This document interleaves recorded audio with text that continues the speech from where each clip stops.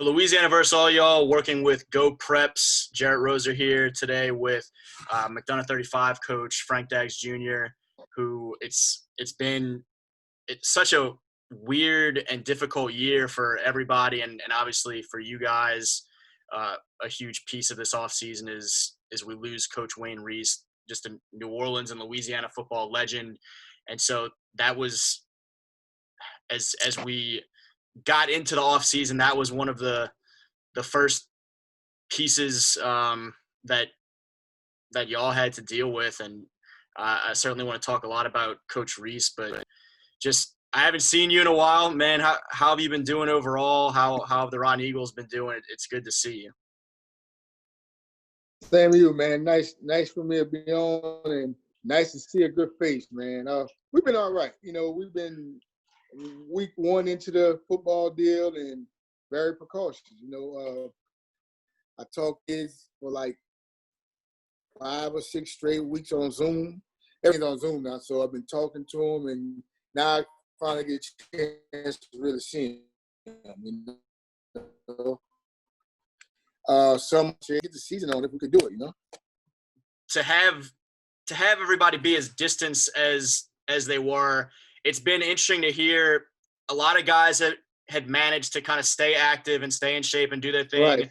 That wasn't the case for everybody. And then for you guys also to have all those kids have to deal with losing Coach Reese that had been there for them day in, day out for right. a lot of them before the time they even ever touched the football field.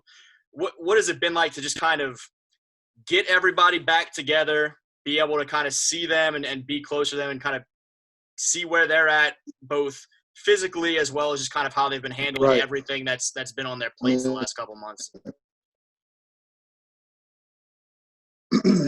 Well, it's been tough the last couple of months mentally on everybody, because when you think about Coach, think about us, you think about Coach Reese being there 12 to 15 hours a day, and doing everything around there. Most of the kids came back. They were working out with their personal trainers or as friends or whatever. None of our coaches was able to see them. And it was funny when we finally got a chance to see them on Monday morning walking in. Some of them gained 20 pounds, some of them lost 20 pounds, up and down on physical appearance. But it was good for the mental part, because everybody felt like it's back again, like we back again, And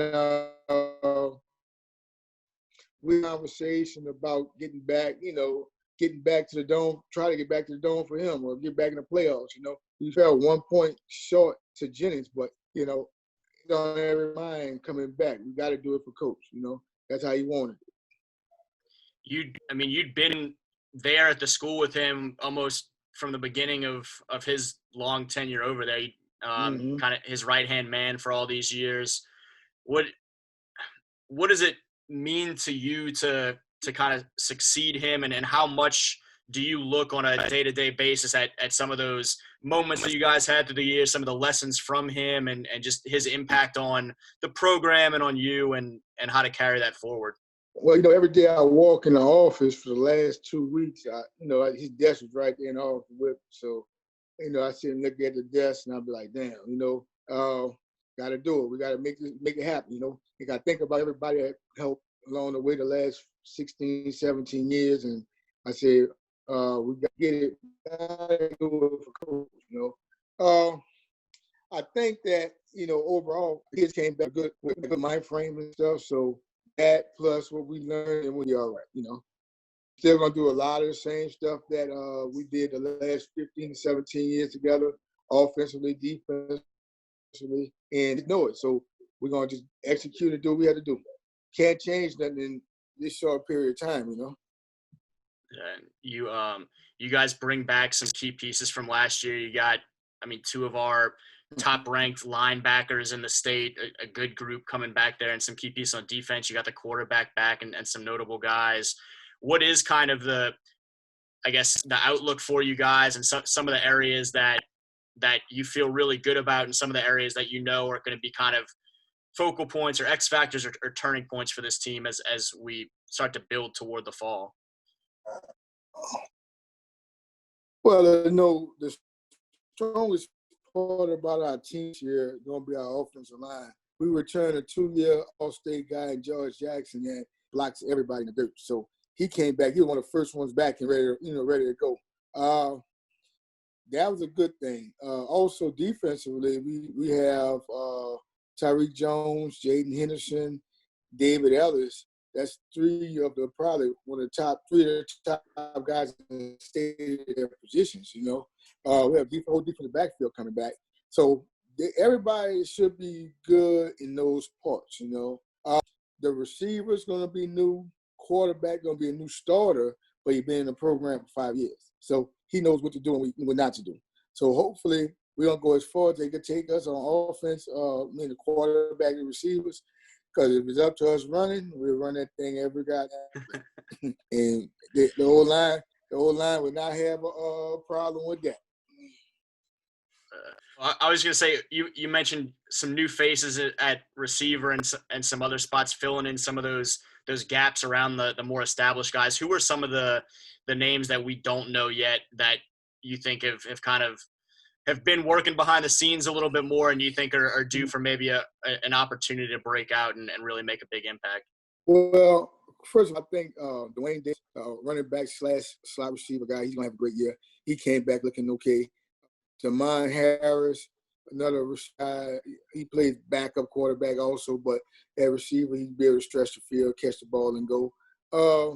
Raymond Foreman, another running back we had, he played behind Stephen Williams last year, and he was able to get some touchdowns last year. And also Rashad Best is our quarterback, and that's the one I was saying we've been in the program for almost 5 years, since 8th grade, I think, 7th or 8th grade. So he should be all right, and everybody should be poised and ready to go. Defensively, I think we're going to have, like I said, a couple of new guys to step in, but primarily everybody's coming back. Walter Roberts, defensive, he had a good year last year, anchored the D-line last year, so he's coming back with Tyreek Jones at defensive end. David Ellis at linebacker, Jamarian Henderson at outside linebacker / safety. Those guys should be good and ready to rock and roll. I'm excited. Yeah, I think we're all excited to just have some football at some point, and you guys obviously, right. You guys have a lot of key pieces back and a lot of motivation there, and carrying Coach Reese with you guys with kind of the mission to get back to the Dome. How do things set up for y'all? I mean, going into the year, you mentioned last year you guys were close with Jennings, and you were right there in the mix of some of those key teams that really had a chance to compete at that not just citywide but statewide level. It sounds like you guys are poised to be in that mix again whenever we get back to it. Well, if we're able to get back to it, I think we have some of the key pieces in everybody locked and loaded, ready to go at that time. So you got to get the kids back in shape. Having a spring, not lifting weights since I think March 13th, and not having a spring takes a toll on your body. So we got to get ready, get acclimated to shoulder pads, helmet, whenever that day comes, and get a little hitting in our belt. Then I think we'll be all right. There you go.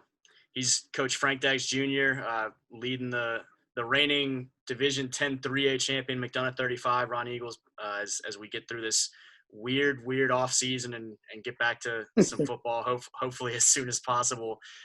Coach, I certainly appreciate you, man.